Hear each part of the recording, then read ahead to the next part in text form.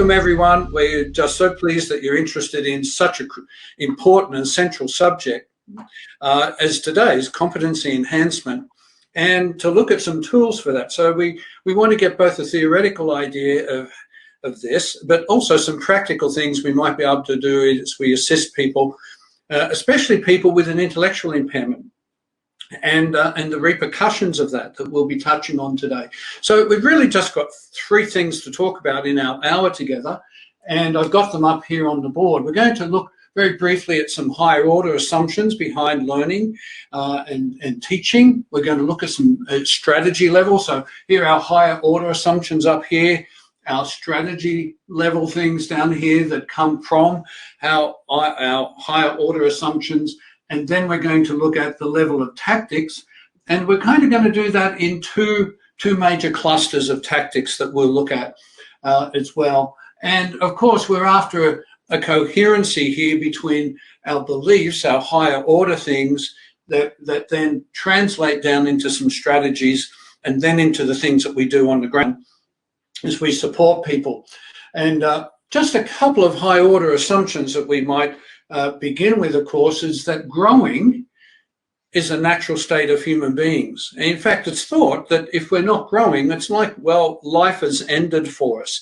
As Bob Persky would say, we're dead already. So if you're not growing and learning, and this applies to anyone. And so a related assumption here, of course, is that everybody can grow and learn if given the right opportunities for doing that. And related to that, of course, as interacting in the lives of people as teachers, then we might also add to that if the person hasn't succeeded, it's usually our fault because we failed to provide the necessary conditions for that person. You might recall Bob Persky is a fellow who developed the concept of the dignity of risk, and some of you may not have heard of him before. For a time, there were lots of books available from Bob and Martha, his wife, who did some of these fantastic drawings. Here they are on the back of that book. Bob's since passed away. I met Bob Persky. In fact, this is an autographed copy of this book. And also this one, New Life in the Neighborhood. So some of the language has changed since the book was written, but nevertheless, some really relevant things. And just for your information, Bob was also a very active advocate for people with intellectual disability who ended up in the prison system, and in America quite often on death row. And so he was very active in trying to get people released, often because they'd been wrongly convicted, much like the work of Brian Stevenson, what we do, you may have come across today, and in his film, Just Mercy. So all of that's a little bit of an aside, but some nice writing by Bob Persky that reinforces some of these higher order assumptions. Now, just because we call them assumptions doesn't mean they're not true. We can, of course, hold assumptions that are not true, and they still affect the way we behave, and we can make a real mess of things because our assumptions are not valid. So we're here introducing some ideas that are high level. That means they may affect everything we go on to do, but they're also valid. And you could, for instance, empirically test each of these assumptions. Another assumption here is that all cultures seem to value competence and for people to become competent. So this is a nice thing, because we're also concerned that people's status is low, and therefore one approach to increasing the status and therefore the good treatment of people is that they get to be valued more, the more competent they are. And we also know that competencies are needed for many valued social roles. And so here's a nice connection to our last week's discussion that people are going to need competencies in order to fulfill and enact the requirements of a valued social role. And as we saw, those things also bring an increase in status. Sometimes, though, we teach a skill or competency devoid of its role. And so we need to get much better at bringing competencies and translating competencies into roles for people. And in vice versa, when we provide a role context for people to live in and learn about, it makes more sense now for the competency to be grounded in that context. So sometimes I've seen people being taught things, but in a kind of a vacuum. There's no context for it. I was once in a school that was teaching conductive education, or PATO, and they were teaching the kids to grip. But there was no function for the gripping. It was like this isolated skill of gripping. But I mean, if you were learning to ride a scooter and become a scooter rider, then that might make sense. Or, you know, a bit of gymnastics, or to hold your weight. Like there's a role there that competency belongs in. And sometimes we're not that good at translating that competency into that role. Of course, we also know that there's an image to competency. And the more competencies we have, the more image of a competency. And so, for instance, even having the image of competency, perhaps by what we look like, or the bag we carry, or the pen in the pocket, helps then generate opportunities to then practice that competency that then again improves that image. So you see lots of feedback loops that are here. And then what's interesting is that some roles linger. And so if I had a valued competency, but then I get old and I lose it, you wouldn't believe, I can barely do up my shoelaces, but I was once a gymnast and a wrestler and a swimmer, and did all those sorts of things. And so I'm much tighter now, but had I become famous in those roles, I might still be known for that. And you see that in the world lots and lots of times on the news, and, you know, ex-athletes who are still known for the exploits they achieve. And so when people have competencies, they will be more valued for them even when they lose them. So that's a very interesting thing. So this has very long-term repercussions in people's lives, is this pursuit of competency. Now, there are more assumptions, but that gives us a bit of a starting point of the things that are high up. And it has us question sometimes the assumptions we might hold. For instance, we might have thought that only some people can learn, and others, well, they can't. And in fact, our whole culture thought that. And our service system thought that. Only back in the 80s, we had the trainable mentally retarded and the non-trainable mentally retarded. And the non-trainable people were sent to special developmental schools run by the health department. The education department wouldn't provide a service to them. And it was 1986 in Victoria before those schools too were transferred to the education department so that everybody could learn. So it's just interesting to see how assumptions sometimes play out even at the system level of these kind of practices. So having now, very briefly, considered some higher order assumptions and the role that they play, we're now ready to have a look at strategies. So we're now at this kind of level. And there's a number of very key strategies here that are just so powerful as we support people's competencies. And the first of these is that what the person is learning has to be relevant. And the way we look at that is that there's something the person is receiving that makes sense for the needs that they have. There's a precise match between what the person needs and what they get. Now, we could have a whole session just devoted to this one question because it's a tricky issue. How do I know what the person needs? Well, that's a really good question. We have a separate workshop about that. But here we're looking at also that we can waste people's time if we do things that aren't relevant, that really meet their needs. Now, today we have a lot of discussion about choice, and there's a place for choice in everything. But here we sometimes think what is relevant is what the person wants to do. That's a bit of a different idea to the notion of needs. Needs and wants may overlap a bit, but not always. I may want a Maserati, but what I actually need is mobility. And so the two differ a little bit. And in terms of competence, it may require that someone also analyzes what is the need here that needs to be responded to. We also know, though, that people tend to learn things better that they love. So wanting to learn and wanting to learn that thing certainly has its advantages. Most of us probably didn't want to learn maths and we weren't very good at it. But if we loved maths, we probably became rather good at it. So the idea that a person might want this, we're going to talk about in a little while. And The second thing, so another way of putting this is the content of the program. What should the content, or in schools you talk about a curriculum. What should the curriculum contain that meets the needs of these students or this student? And so that's the question of relevance. It's a really powerful idea. Easy to say, harder to deliver, because working out precisely what's relevant takes a fair bit of work and sometimes some trial and error to hit the mark. And in that. So this, in a sense, tells us what should be taught or what should be learned by the person. It's the what. The next thing is then looking at how is it delivered, and is it delivered with potency? Are we using methods that make sense as well and are likely to lead to powerful outcomes for the student? That we're using a methodology in delivering the relevant content. And these two things constitute the role valorizing power of even a service. And in this context, a service might be what happens at home. It's both paid, but is also unpaid. That can still be service. And so we're trying to bring the two things together, the what and the how. And there's lots of things that bring potency.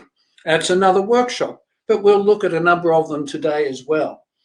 Now, a third feature that I've put in here as a part of our potency, though, is that quite often we deliver learning to people in a group, and it might be a group of one. So you could still consider that a group. We've used grouping of one as a major means for teaching and for the person to learn. Or we might put people together. We might make it more efficient. Today, we have a group of 99 people watching this in groups of one.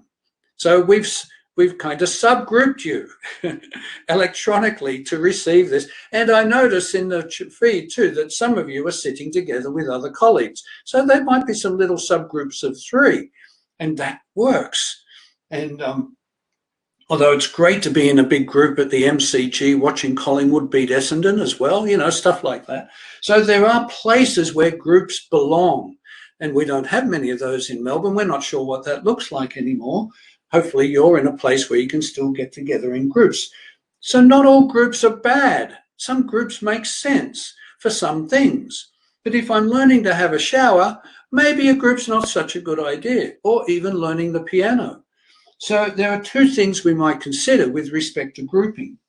One is its size, like the size of my writing, and its composition, who is in the group. My writing hasn't improved since last week as much as I've practiced, and so the size of the group may affect the ability of the teacher, for instance, to individualize the learning for each person. Sometimes groups are so vast in size that it gets up to mass management. There's been a lot of discussion about that with respect to nursing homes of late, isn't it? You know, it gets so big that it's just an institution and there's very, very little individualization. You all get the same thing. So it's standardized but not customized. Then we might have the composition question. Is this group composed of the right people that are going to aid each other's learning? You've probably struck this if your child's attending a tennis lesson or a swimming lesson. Is the group made up of kids that are pretty similar? That if you've got a group that's too advanced for someone, they get discouraged. And if the person is too advanced for the group, then they also get discouraged by that, unless they like to stand out a little bit. And so the size and composition factor affects it. Now, what's interesting with these 3 things is that we can either do a good job through these 3 strategies, or we might even devalue people by doing things that are irrelevant, doing things that lack potency, might even constitute life wasting, and putting people into groups that can't work. And not only that, they can't work for staff either. Right? So staff also may be stuck in a situation of being thrown into a service context that's essentially impossible to deliver. In other words, grouping can undo even a good, relevant and potent effort. If you put people in the wrong groups, it'll undo it, which is why I included grouping in our discussion. It's something to be very careful of. Not that you shouldn't group, that you're going to group according to size and composition in order to meet the needs of the people that constitute the group. There isn't the needs of a group, there's only the needs of the individuals within a group. And therefore you have to have a grouping arrangement where everyone ideally wins. That's hard to pull off. Some people are clearly going to do better than others within a grouping context, but that's kind of what you're aiming for.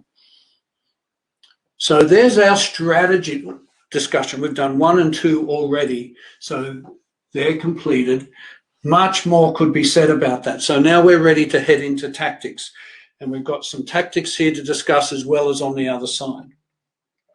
So as we go into tactics, we're going to be jumping up and down a little bit with at the strategy level as well, because we see there's a little bit of an interaction here.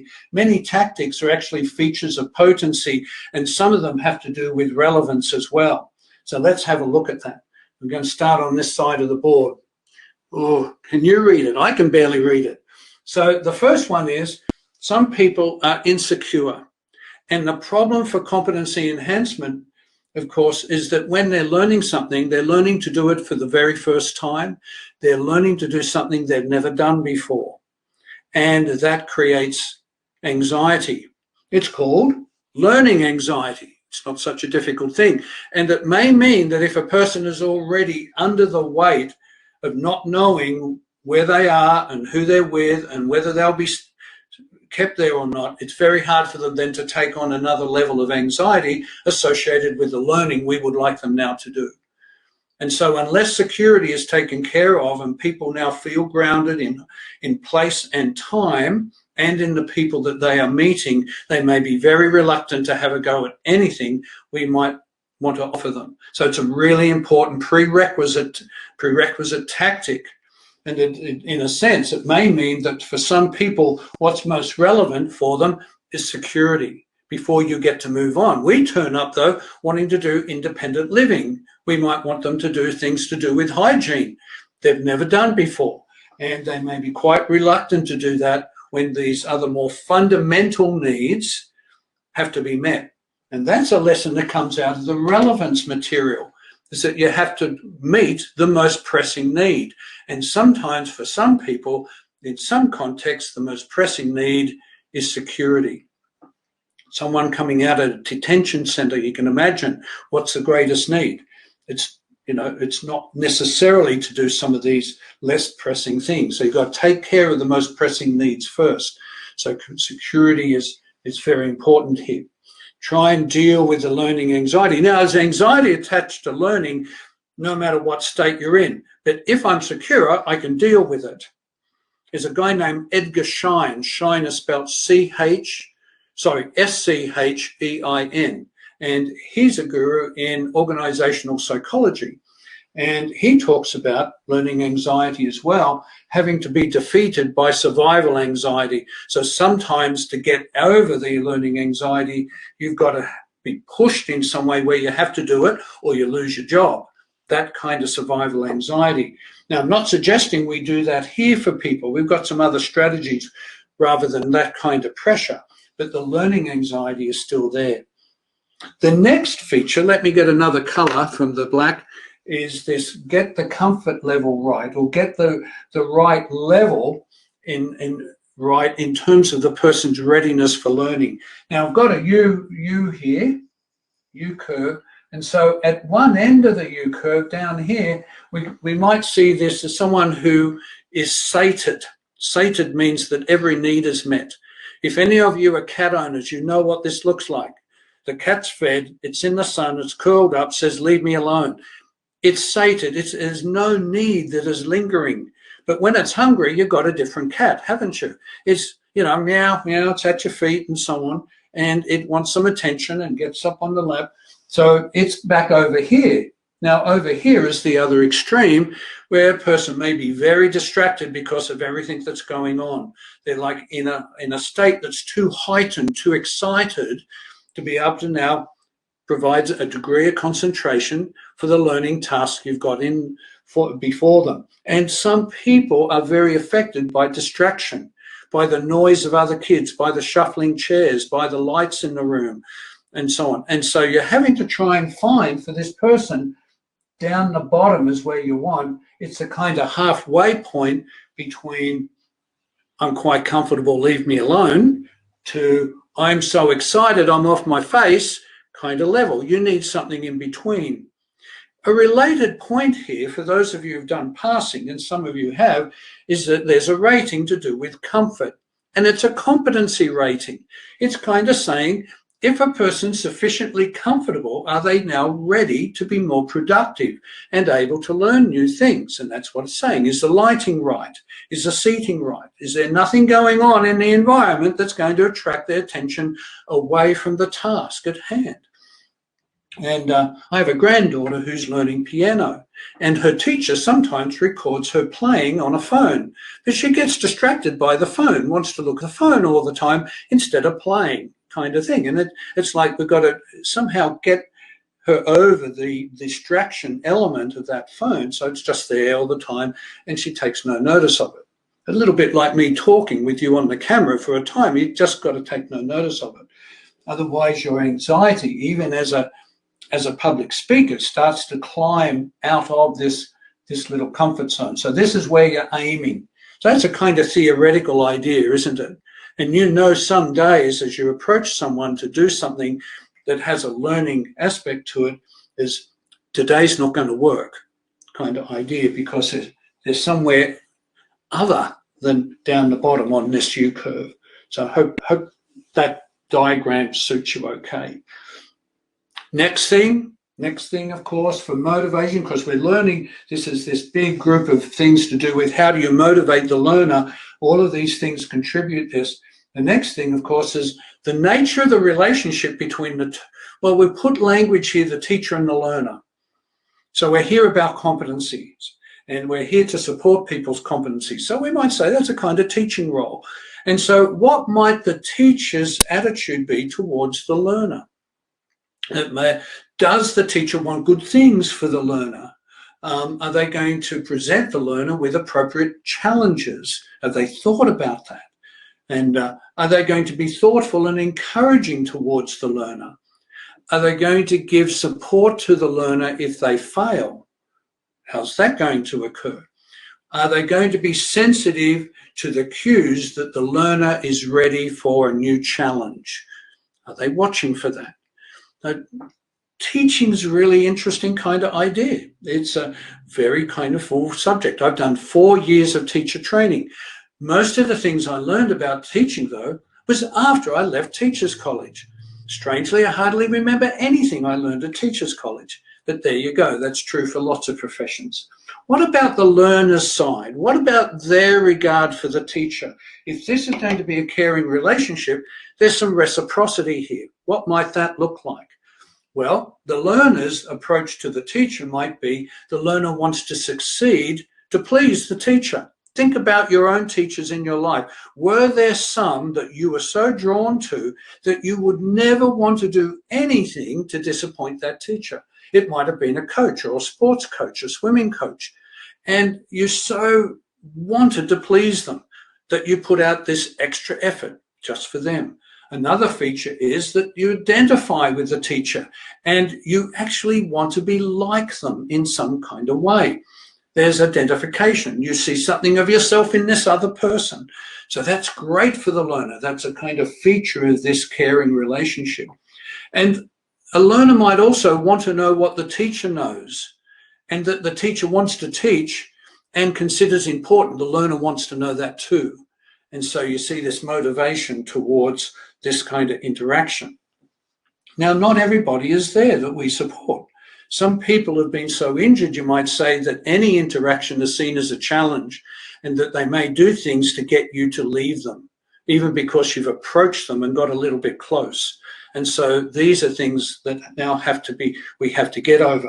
You might say some of those things now represent a barrier to further learning, and we have to do some things to reduce the barriers. You might see I have that here. So sometimes we come up with things that act as barriers. What are they? They might be physical things, or ability to pay attention very long and even focus that attention. So can we reduce the barriers, and then can we facilitate the learning kind of idea? Another thing that motivates I've added in here then that identification. You tend to imitate those you identify with. So that's a lovely feature, and that may play back on to our grouping question with respect to composition. Have I got people in my group that I can learn things from? Am I going to learn from the company I keep? And that hopefully is good company and isn't incompetent company or teaching me all sorts of things that's going to take me ages to get rid of now. So very careful identification, and for us too to be very good models of what it means to be an adult, to have a job, to be punctual, those kind of things. Punctuality is great for support workers. In some of the surveys around the world of what families wanted from a support worker, number one, punctuality. Isn't that interesting? Turn up when you're supposed to. Then there are many other things as well. Okay, let's cross the board. And additional things to help motivate is to teach the next thing that needs to be learned. Okay, this is related to relevance. I don't want to just practice what I already know, and I don't want to try to learn things that are far too distant from where I'm currently at. So again, the teacher needs to know where the learner is at, and in a sense, to be planful and strategic in what they present the learner. And this is an interesting point. Think about some of the things in your life that you're learning and what the next thing is that you have to acquire. For a long time, I played tennis, but the thing that really I struggled with, particularly in a competition, was a topspin backhand. I'd love the topspin backhand of Roger Federer. Could I do that? No. And so it was the next thing. But part of the thing was doing it when under pressure.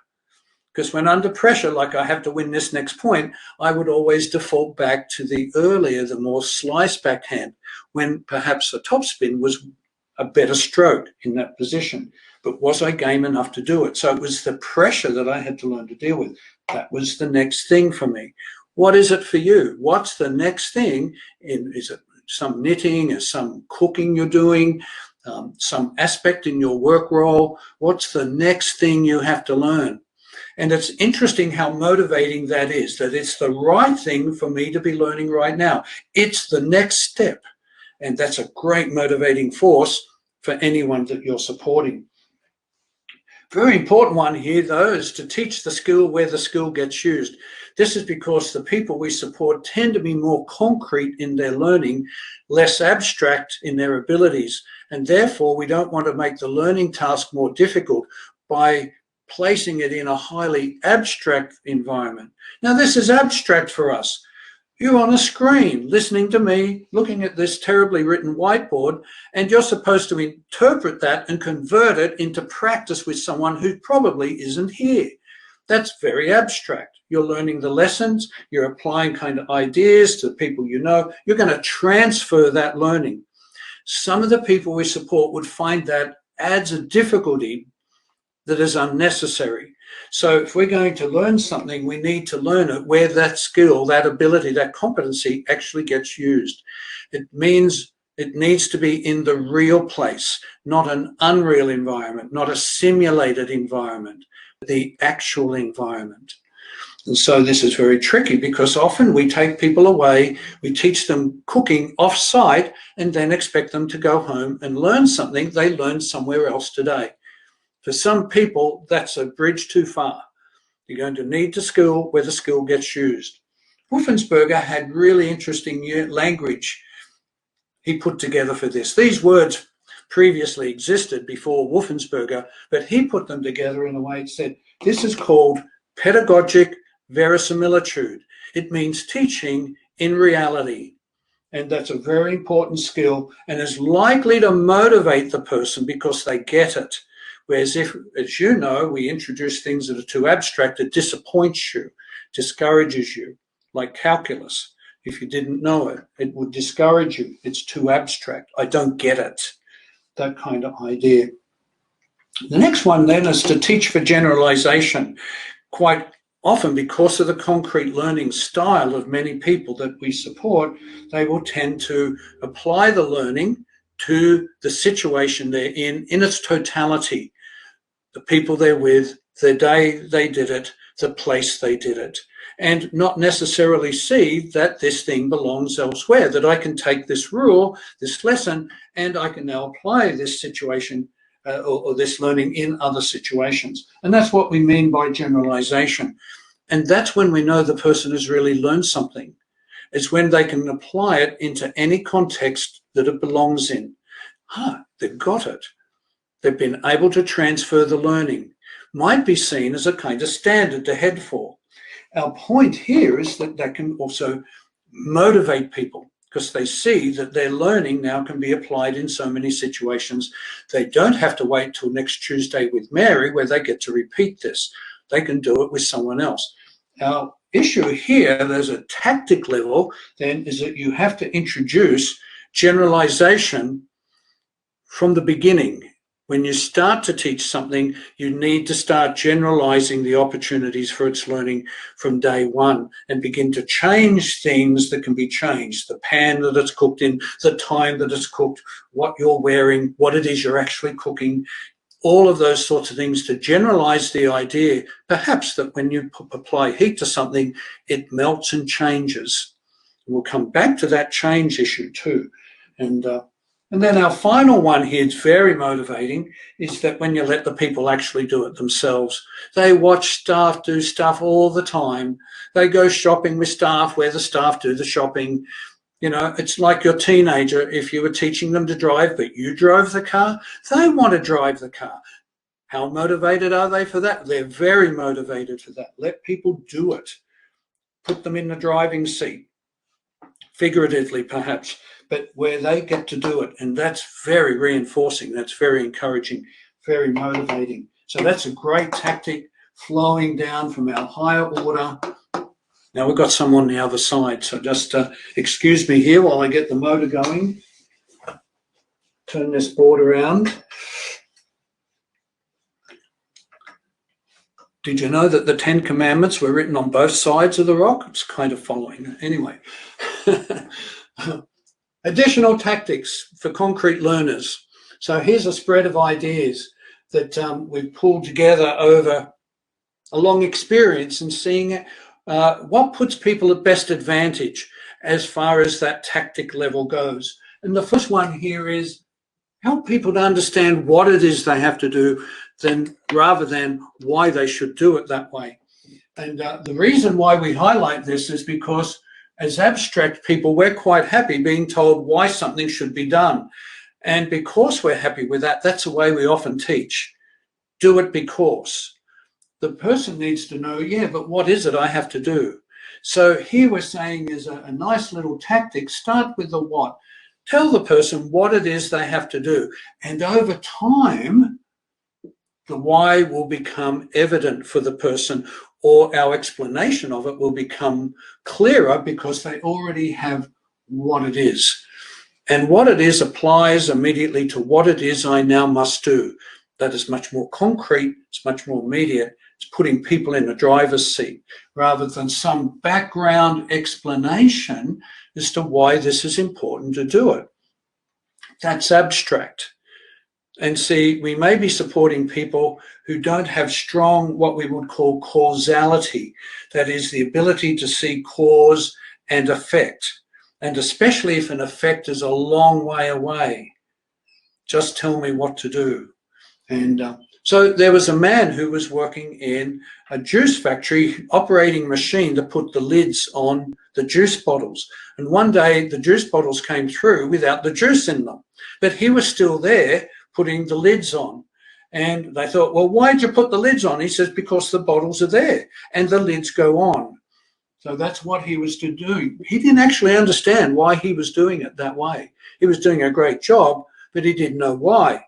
Didn't mean he couldn't do the task though. So it's important to realize then that if in that instance, the bottles don't have juice, you better stop the assembly line because he'll be down the back putting the lids on.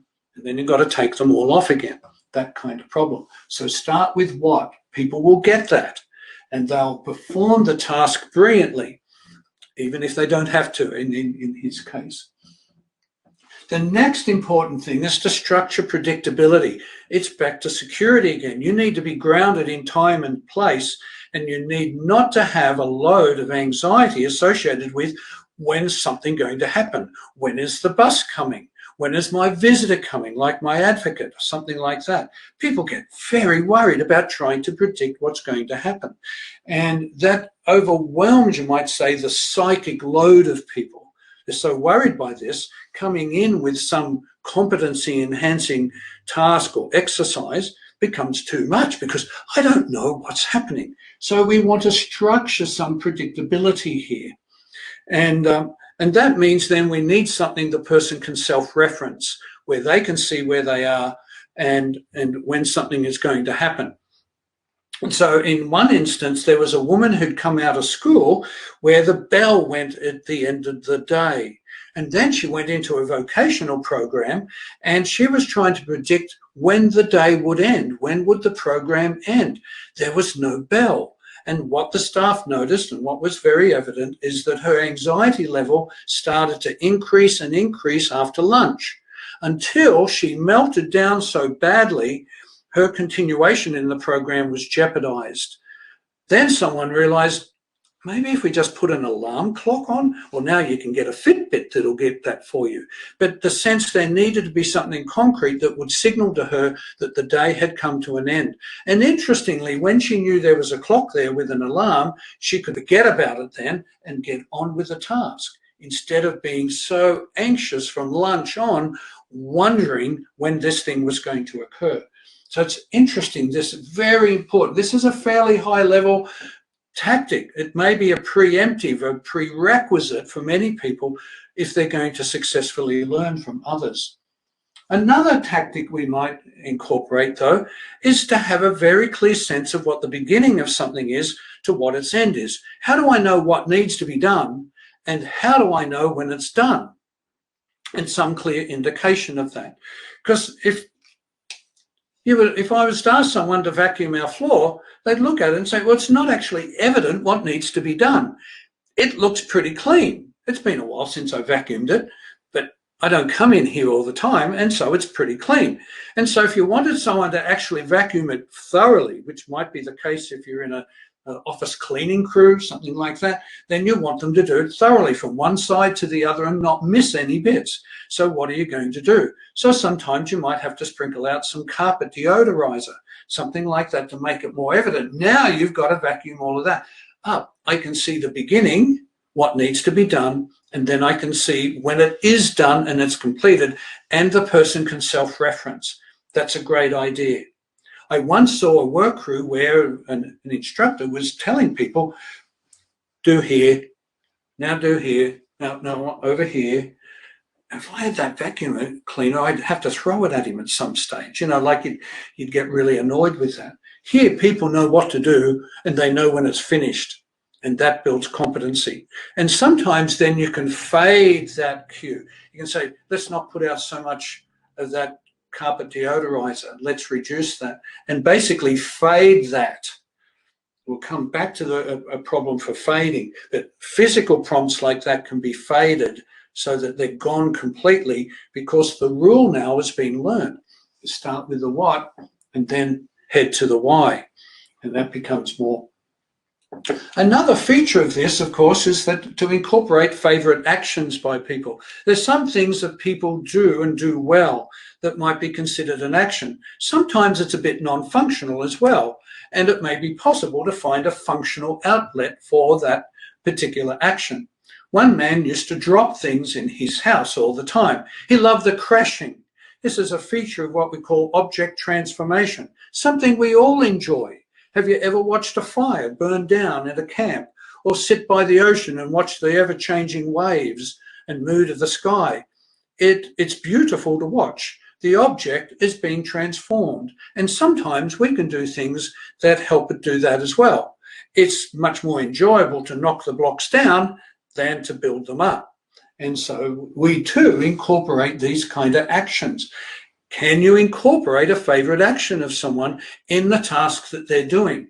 So this man who lived in his house, he'd broken most of the plates. So they'd got plastic stuff, but it still made a crashing sound. And so he was all the time dropping it, until one day You may have heard this story, told it before. The staff member went to the local library, found that a librarian was collecting the books each day and dropping them into the book bin. And she thought, I think we've got someone who can help you with that. And sure enough, so each afternoon he went down, he collected all the books, which he did so well. In fact, he collected books from people who were still reading them. He was so motivated to do this, and he dropped them into the book bin. Crash, bang. It also meant the staff could say at home, you don't need to do that anymore. You leave that for the library where you can drop those things. And it meant that he can then begin to learn different ways of being at home that was just as satisfying. So sometimes you can do this. Now, not always. I have lots of stories in this regard about these actions that may be able to be made functional. It's a kind of interesting aspect of this kind of movement, but is often non-functional. Now, not everyone who's got a movement likes it though. So just be careful that some people actually hate what their movement is, but they can't stop doing. It's like one of those things they feel compelled to do, and there is a kind of, but they don't like it. And a lot of first-person reporting now indicates that it doesn't actually mean to people what we thought it did in that regard. Now, just back to this object transformation, the object transformation that's within these two things implies too that there's a lot of motivation when the person can see something change in the moment. And it means that the activity itself is self-reinforcing and doesn't need an external reinforcement for it. So shredding does this. You put in the paper and you see the transformation, and it's immediate. There was a young woman who got a job in an office where they asked her to collate some pages together because it was the minutes that were going out for the next meeting that was in 2 weeks' time, and she needed to put these papers together so that they could be posted. And so she did this once and put it aside. There was nothing in the task that was intrinsically reinforcing. They thought, well, how can we motivate her to continue to do this? Someone thought, what about if we get her to staple them? And so she had given an electric stapler, which meant you put the pages in and then bang, off it goes suddenly. And that was reinforcing. There, well, let's do that again. And perhaps you've had a go at an electric stapler. They're pretty good toys. But you can see then the intrinsic nature of the task is reinforcing to the person, and it doesn't, they don't need food rewards or anything. The reward is in the task. So we need to get shredding is a great job for people, but not everybody can just do shredding. So it's like, how can we take the ingredient that works for shredding and find other ways that can be fulfilled for a person where we're taking advantage of favorite actions, the clear beginning and end, and it's intrinsically reinforcing because it transforms the object, and that's particularly satisfying. Then we want to take advantage of good motor memory. And what this means is that people get really good when they have repeated actions. Why, for instance, is 10-pin bowling the stereotype sport for people with intellectual disability the world over? It's because it's the same action every time. So we might say, well, what else is? From weightlifting to archery to rowing to swimming, all sorts of things, especially in a recreational but also vocational area where you're having to do things again and again. And I've seen people become masterful. There's a man in a printing firm who has to separate pads, they're mathematical pads, and he has to separate them with a two-edged knife, and he's the fastest in that particular business, and he focuses, and again, he loves what he's doing. He actually enters flow, and he gets rid of distraction. He moves away from everyone who wants to chat, and he gets through this faster and faster every day because he's now got very attuned motor memory. And if I sat down next to him to do this, he would beat me hands down 100 times over, kind of thing. Brilliant at it, masterful at it. It may mean, though, that for some people, some things that are more random and where very fast decisions have to be made may not be what people are best at. So basketball, for instance, may be a harder sport for people You can't tell people where they have to be at any point in the game in advance. They have to make that decision through the game. And so we see that it doesn't incorporate the motor memory aspect because all the movement is random. That doesn't mean that you're never going to play basketball with people, not at all. It just means that for many people, it may not be what they're best at.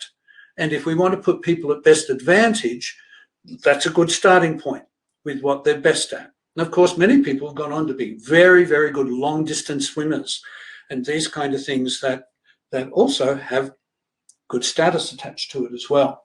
So use the motor pattern. And now be careful here with mistaken assumptions about people. That there's a principle called the least dangerous assumption. And this is where sometimes we don't know why people do the things they do. And therefore, we want to make an assumption that if I'm wrong, it's not going to hurt or damage them. And that's where assumptions like, you know, you're attention seeking, you're being manipulative are particularly damaging because we could be dead wrong, but we've responded to the assumption that we're caring about what it is they're doing. So just be careful of that. There was a young woman who used to run away. That's how she runs away. And they thought, well, this is terrible. We have to lock her up. It's very dangerous to run away. And it is dangerous to run away. And so they found that when people ran after her, she'd look back and giggle and then keep running. And then she'd look back and giggle and she'd keep running. And then someone said, I think she's playing. She wants to be chased.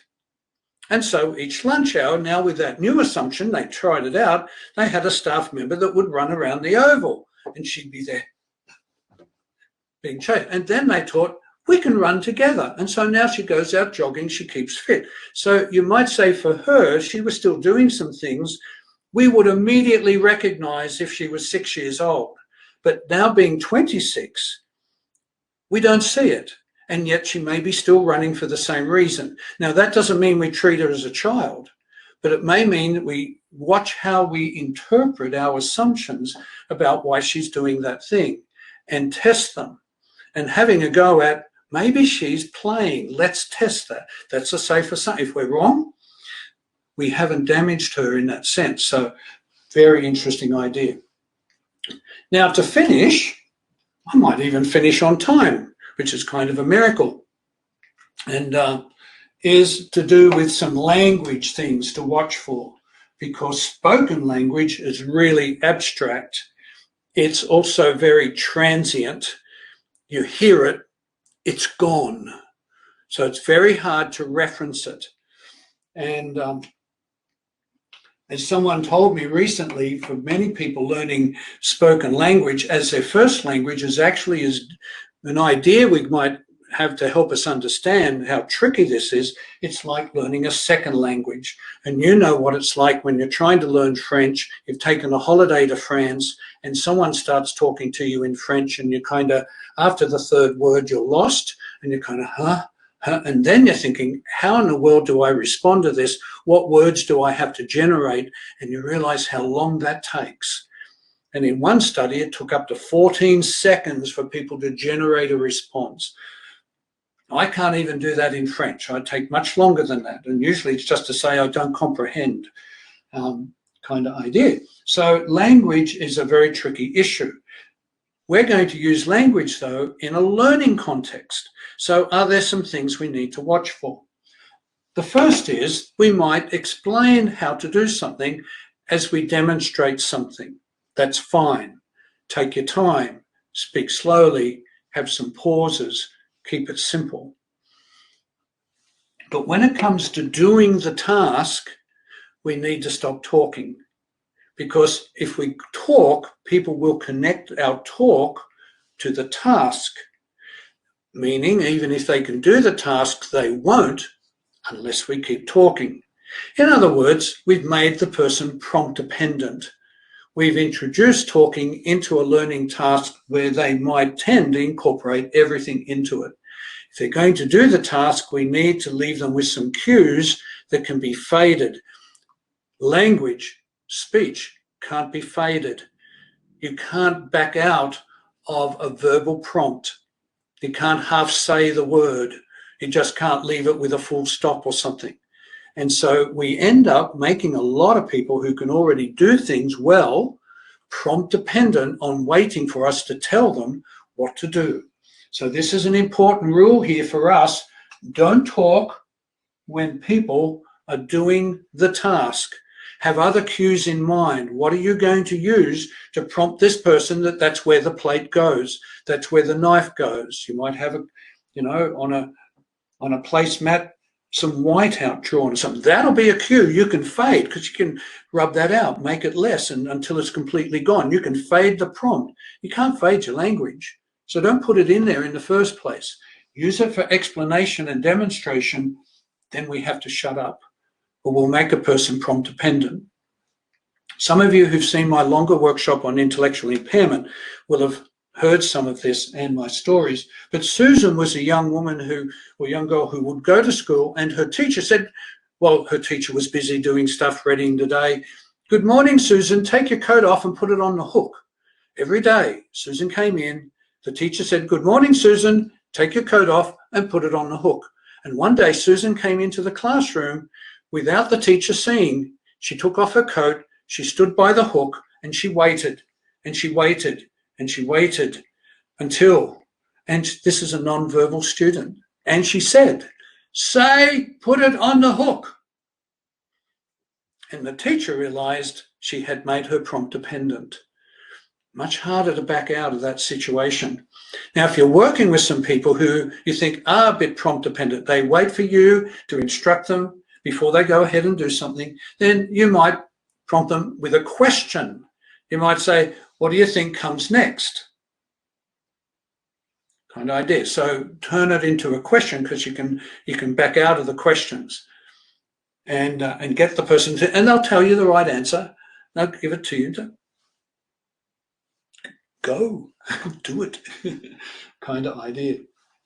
So that's that one. Another thing we can do, though, in our explanation, and it's a motivating thing as well, is to give people some vivid language. This is called fantasy fueling.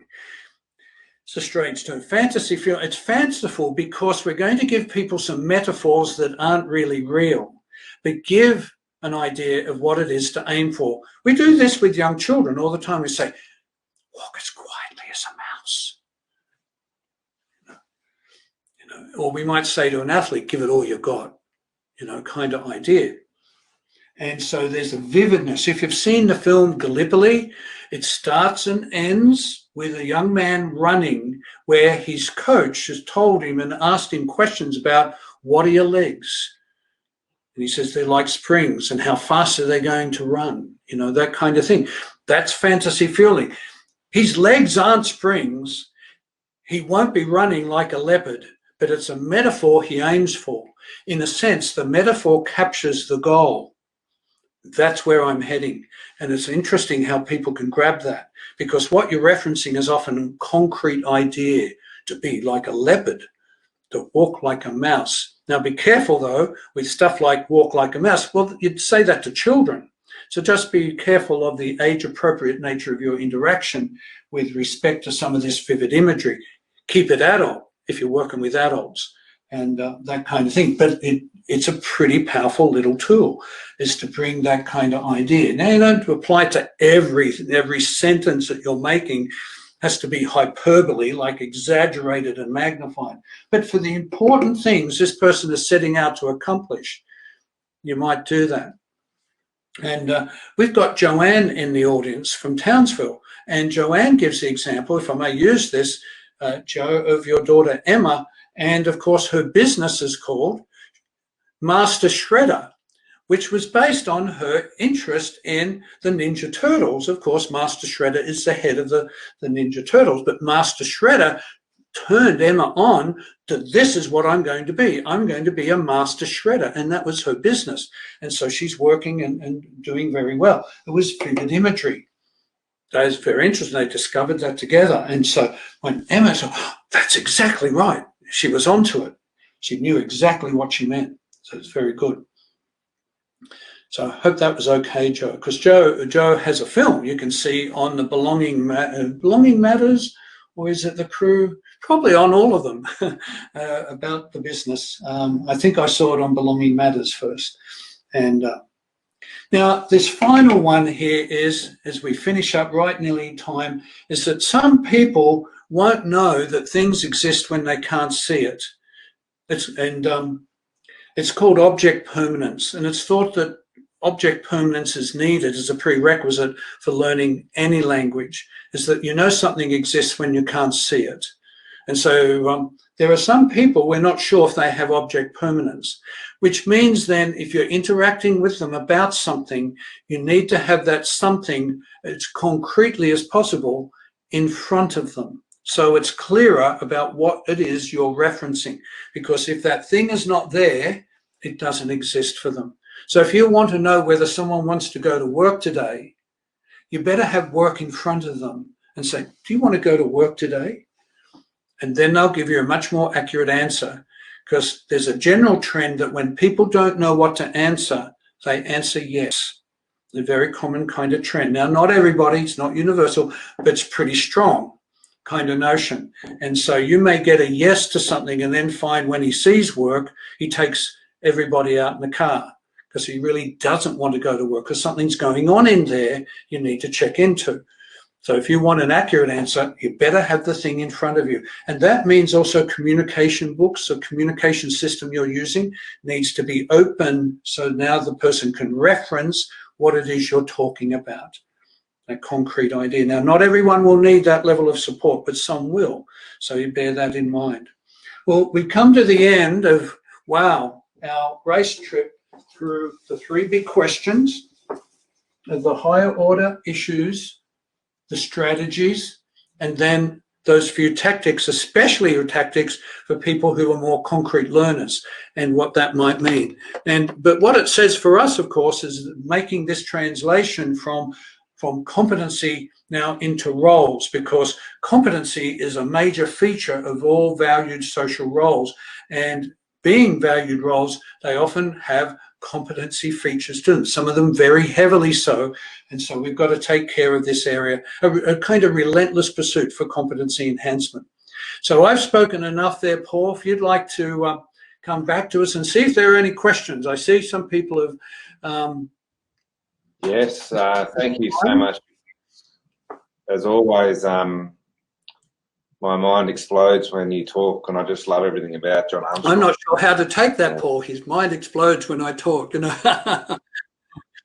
It's just all invigorating. I'm a mathematics teacher and work alongside math teachers, and John, without fail, always incorporates maths anxiety and maths worriness into his speeches, his presentations, and it's always a source of frustration because we're all mathematicians, John, all of it.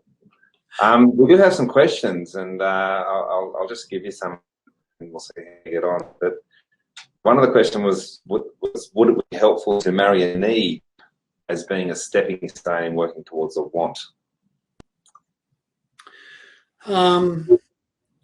It opens up a larger discussion we might have about decision making, how people form preferences, about learning about what you might want, and so on. But I think you're right here, Harvey, that in this context, if the motivation works well, what a person needs may in fact become what they want. Quite often you might say the teacher, the parent, we do this as parent with kids as they're young, we already have a good idea of what it is a child needs to learn. And we discussed this last week in talking about primary roles. You know, you need to learn how to sleep well, you need how to toilet, you need to know how to eat at the table properly, and so basic things that need to be learned. And then in time, I think you're quite right, the want of those things becomes more evident too, like the joy of eating good food and anticipating that. You want it. So what you want and need might be very good, but sometimes we can want things that don't meet a need, they add to a need. Kind of idea. The idea that I might now eat poorly, I might eat food that has very severe adverse effects upon my health. Now I need to be healthy, but I want something that isn't. And so there's a conflict between what I need and what I want. And you're right, ideally, in an ideal world, we get to learn, and maybe we need a whole lifetime for this, we get to learn what we really need and want that. But that's a process, isn't it? And life is filled with mistakes that we all make when we realized we wanted something that had a devastating impact upon our need, kind of thing. So it's a kind of tricky concept. Now, if we do come back, you might want to request that Jan and Paul might think about a session we do just on needs and just on this tie-in around relevance, of therefore ensuring what people need is what they get. Of course, an added feature of this is that you can individualize that response, and that's where you take care of some of the preferences people express. And that's where we do get to eat, for instance, the things that we like and enjoy or may need because we're diabetic or we have gluten intolerance or something. And it may, I want that because I can't deal with the pain that comes later. So it's such a big area, and we would give you a list of things that constitute the areas of need for most people. And that's really valuable. And what's interesting, about 3 or 4 of the things in that list consist of habits and disciplines that people need to acquire if they're going to be successful with obtaining and then using their competencies well, which is a layer we haven't looked at much today, but we did touch on last week. Yeah, what I took out of that, John, was that it's probably a good stepping stone to actually think of it that way, but it's also might be dangerous to oversimplify it simplistically and make it some sort of panacea. So there's another question here around what if you're trying to teach a person who wants to know why? Sorry? What if you're trying to teach a person who wants to know why? Oh, well, always wants to know why. Yeah. Now, we haven't touched too much on people forming rigid rules, and because it's hard for people to work out if what it is they should be doing sometimes because of that issue with causation. So people make up a rule and they apply the rule whether it works or not. Because if you don't have causation, it's hard to work out a better rule. It's hard to deconstruct something because you may not be able to identify all the interacting points that make up that. So people form a rigid rule. And one rigid rule that's common for people is to ask why.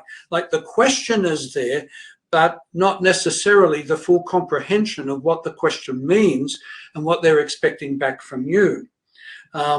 So why is an interesting question that almost everybody goes through when they were young, is to ask why, and then why, and why. And it's a good question, but the person asking it may be a kind of little pattern.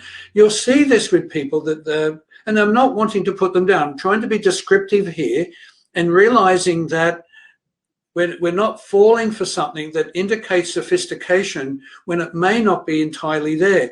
Because people may have a little pattern of 5 or 6 sentences of interaction points that they have that are almost memorized, that come out. So meet people and sound very sophisticated. And then once you get beyond that and dig a little bit, it runs out. And in a sense, and that's just fine. The person has learned, as I would when I'm learning French, that I've got some pat phrases.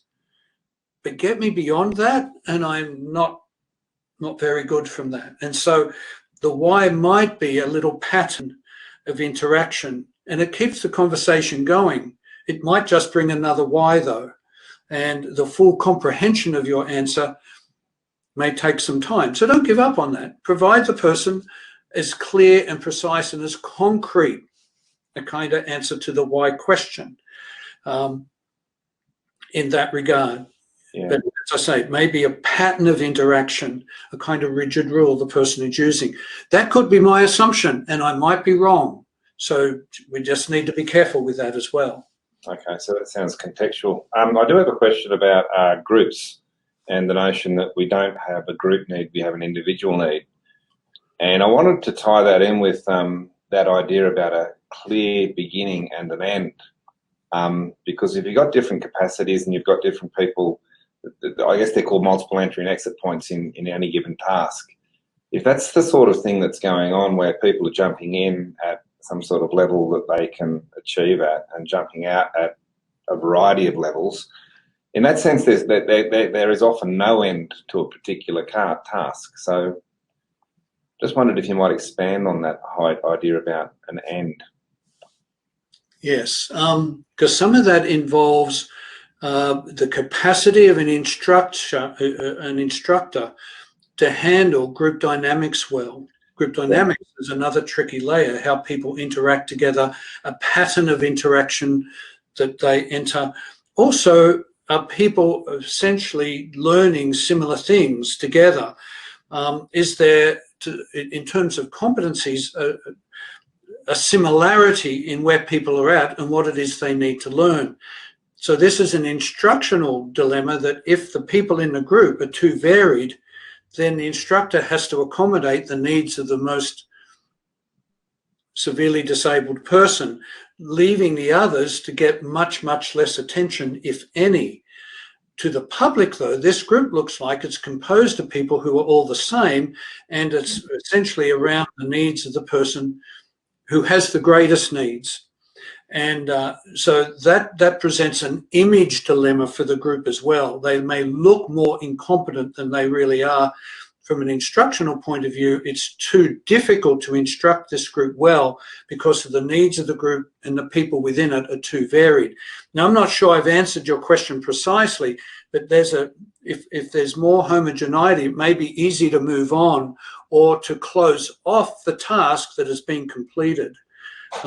And some of these things might consist of teamwork as well, of breaking tasks down into component parts that different people carry, but then to generalize it by changing those roles that people have so that everybody gets pretty proficient across all the things that need to be done, rather than just one area they then get locked into.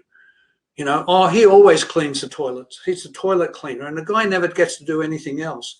Oh, by the way, I wanted to mention things like mopping floors, wet mopping, wiping tables, but you still have to instruct someone to watch. Have you missed anything? Like to alert their attention to certain features. Have you missed anything? But the fact that they can see the beginning, like it's a dirty table, and then recognize the end, it's all been wiped off and no crumbs remain. And that you may have to instruct that, but the self-referencing feature of it is very good. Same with lawn mowing. You can usually tell what's been mowed and what's been missed.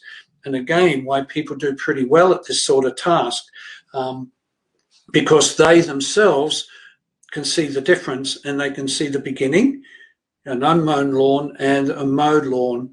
And so stuff like that works very well. And yeah, okay. I've just got a question about how to train and educate support workers in SRV when people with disabilities have this notion of an invisible disability. When people with disabilities... Invisible disability. Oh. Yeah, we do go by what we see a lot, don't we? It's difficult sometimes for support workers and for the community. There's many family members would know that. I think some family members would wish for some visual stigma to be present so that the misbehaving child in the supermarket isn't judged so heavily, and that they as a parent get judged for circumstances that are difficult. Which just reminds me, I had another story about generalization I wanted to treat. So it does mean alerting staff to things they may not be able to see. Again, being very careful that, because one of the higher, you might say for many of these assumptions up here, there are positive assumptions that can be held, but there can also be counteracting negative assumptions that the world can hold. And one of the negative assumptions is that this person won't grow or learn no matter what you do. And this sets up then tactics of low expectations. And many of you will have seen this. And so we're wanting to be careful not to form low expectations, but to alert the staff under what conditions will this person be at their best advantage. And that may mean I need to give you insight into the areas that they struggle with. And if you see that, you can also then see what what circumstances change that for this person. So we touched on, for instance, the comfort area. What will help this person become more comfortable, that they will now participate in a learning task, do something they've never done before. So understanding then those invisible things are going to be really important. And of course, most of us don't see that people have trouble with causation, for example, or abstraction. It's not something, it's evident, but you have to be alert to see it.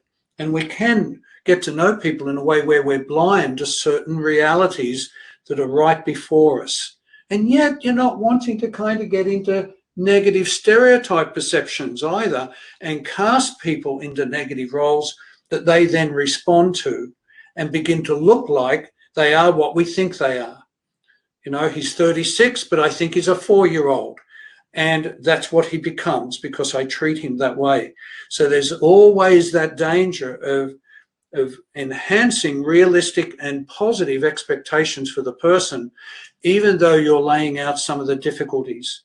Doesn't mean they'll never learn and grow, they'll never have a degree of independence, can never learn to do something for themselves. And that's an important one, is that staff don't do things for people the person can do for themselves. Another kind of important high-level principle.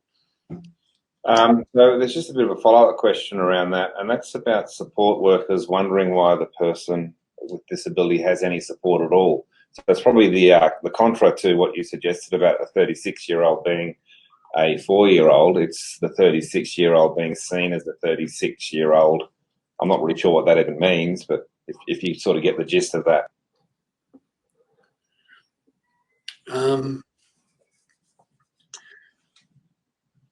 So it is tricky about the need for support.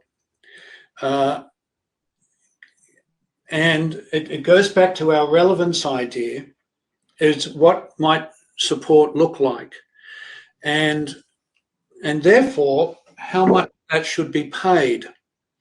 And that opens us into a bigger, larger area of, you know, just because I have a diagnosis, does that mean I should have some level of support? Whereas the level of support, is it something the parent wants? Is it something the person needs? And might the support get in the way? Does it have to be, you know, so getting those ideas. So one way that might help us think that through, because some people want a lot of support because they're eligible for it. That kind of idea. You read that all the time on the NDIS grassroots page of people wanting things because they believe they're eligible. Now that's a different paradigm, you might say, to working out what's best for someone. And I may have done this with some of you, is 3 questions about this. This is a kind of planning thing, like what should we plan for? And the first is what a discussion of what is life like now for the person. And that's a kind of very honest description of what things are like what roles they have, who do they know, where do they go, what do they look like, what can they do, what are they interested in. So it's a picture of life in the moment. And sometimes there are some negative things here too, like negative roles, like the eternal child and the object of ridicule, or potentially the menace, or something like that. And that, you know, so how do they spend their time? What do they do on weekends? So it's a kind of picture of the current kind of life for the person. So having understood that, we're in a position now to consider, well, if we were able to meet the person's needs, what would their life look like? What's a picture of the life? Not the service that supports them. That's a bigger, deeper, and more complex question. But what life do we want for this person? So we imagine if their needs were met, no more and no less than what they need, what could their life look like?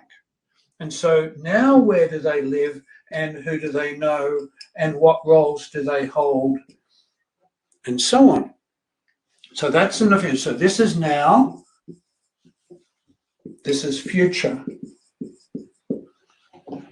And the third question then, And see, really, these three questions operate in a lot of planning discussions, but aren't necessarily brought out as clearly as they should be. And sometimes the planning tools we're using end up making it so complex, we don't know what to do. We can kind of get like rabbits in the headlights, stunned by, overwhelmed by information. But it's just these three questions. And the third question is, well, the person is here now. We know that they could be here if we get our act together. Therefore, what steps do we take now with the resources we currently have? There is a step in the direction of what we imagine possible. So the question of eligibility and getting support and getting more support has to fit within a context that we're doing something leading to this life over here. Otherwise, what we end up with is support that keeps the person exactly where they are for the rest of their life, without a sense of where is it we want to go. And then we can think about, if we to really get there, what resources would we need to pull that off over time. And it just doesn't mean I'm going to ask for everything I can get. Because this life, you might have noticed, looks like an ordinary life, and it's not one necessarily surrounded by 24/7 service. It might be for some people, but hopefully not, because the good things of life don't belong in a 24/7 service. They belong in the shared place of community and interactions with other people. And so that's the kind of life we might want to hope for our sons and daughters. We often in SOV call this the good things of life, because they're the things that everybody aims for. And that's what that picture essentially looks like. Now we need to know what are the steps for getting there. So it's a bit strategic in that sense. And there may be some paid elements of this, and there may be some unpaid elements of it as well. Things that come from other people that are in freely given relationships. Okay, Jackie's just going to put a poll up now, but while people are doing that, they might be able to listen to you talk about, coming from the other direction to your discussion just now, about how we can support the community to support people. Well, that's another workshop. But one of the things John McKnight always said is that the community is not interested in people's problems. They're interested in the assets that people bring. And one of the assets that people with disabilities can bring to the community is their valued roles, if they have them. Now, if we've not equipped them with valued roles, they've got no way to participate in the community. To participate, you need a role. And so that's what we're building in the background. We're helping this person get ready to bring something, like bring your gifts to the community, bring your assets, and you'll be welcomed with open arms. If you bring your problems and want to be a victim, they'll say goodbye to you. Who've had that, whereas they want people who will bring their assets. And the willingness to participate. And this means they're not there to just demand, I demand to be included. Like, get lost. You know, who wants that? They want people who are going to bring and be part of that. Now, we have another discussion as part of the intellectual disability event that I have both online in my series of videos that I've talked about, and some of you have obtained at johnarmstrong.media. Go and have a look at that. Is that, and Wolfensberger taught about the assets that people have when people's needs are met. These wonderful qualities of people with intellectual disability, and that's what Bob Persky's talking about in this book, is that people have assets that the community needs. But we've got to put people, you might say, in valued roles that allow those assets to be expressed. Generosity, friendliness, you know, spontaneity, honesty, truthfulness. Also, and the communities need that stuff. They need people who have those kind of qualities. And so when people's needs are met, they get to emerge. And So we could do that's another little workshop, but it's part of the intellectual disability event that is on that. And that's a one-day event. That's a whole day long. And there's a section of the workshop that discusses those assets. And some of you would have done that with me already. And it's the assets then that the community get to see. And that's what makes them more tolerant. Tolerance is needed on their side as well. But we want those people to embrace people with disabilities, not just be forced to take them because we stood over them or threatened them, bent their arm, said it's my right and I'll sue you if you don't. That's not the approach that Wolf is ever using. He's wanting communities to come together because they want each other and recognise the assets each other has. And so it's a communitarian idea. Communitarian means that each citizen does what they can to build the wider community. And that includes people with disabilities do what they can to meet their own needs and then can meet the needs of other people. That's a communitarian idea. And it's where Wolf was coming from in a lot of his teaching. And one of the reasons I think he didn't adopt the language of inclusion, because it was like rights language, my right to be included. Well, that's fine, but that doesn't necessarily help the community to know what to do with that and how to move that forward in a productive fashion. And yeah, okay. I'll just ask one more question. We've had a few people ask about this concept of fading and how long that might take, and I guess a lot of that would be contextual, but you might... Yeah. Depends on the individual. Watch for that. So there's that teacher watching for the cue of when the learner can move on. Can't give you a time scale on that. Every person is individually different on that. You just know that that's where you want to go. You don't want to keep the prompt there forever. You might consider fading it. Do they successfully complete the task now with a faded? Oh, they don't need that anymore. They're off. And sometimes that's a bit of a discovery. You kind of give it a try and realize they've actually been doing it pretty much without referencing the prompt or cue for ages now. You kept it there. It just wasn't needed. That might be the case as well. So so it's a watch and see on that one. And notice too that sometimes you can use natural cues. If the tap is running, that's a cue for turning it off. So use natural cues as well, wherever they occur. They're everywhere, and that ought to be the cue, as it is for us, is what naturally is present, rather than the artificially crafted one. But that's necessary for some people, that you add in something extra to prompt them in that direction. Lovely seeing everybody on today. Thank you for coming. Hope you enjoyed the session. Yeah, thank you. If there are any written questions that I haven't answered, they get sent to me by Jackie and I'll answer them, and they get thrown back to you in about a week in a written form. So if we didn't get to them all, Paul, we can... Yeah, no, there's a couple of questions, and we're very grateful for the time and effort you put into responding to those questions from last time, and we'll certainly do that again, and thank you for offering that service, John.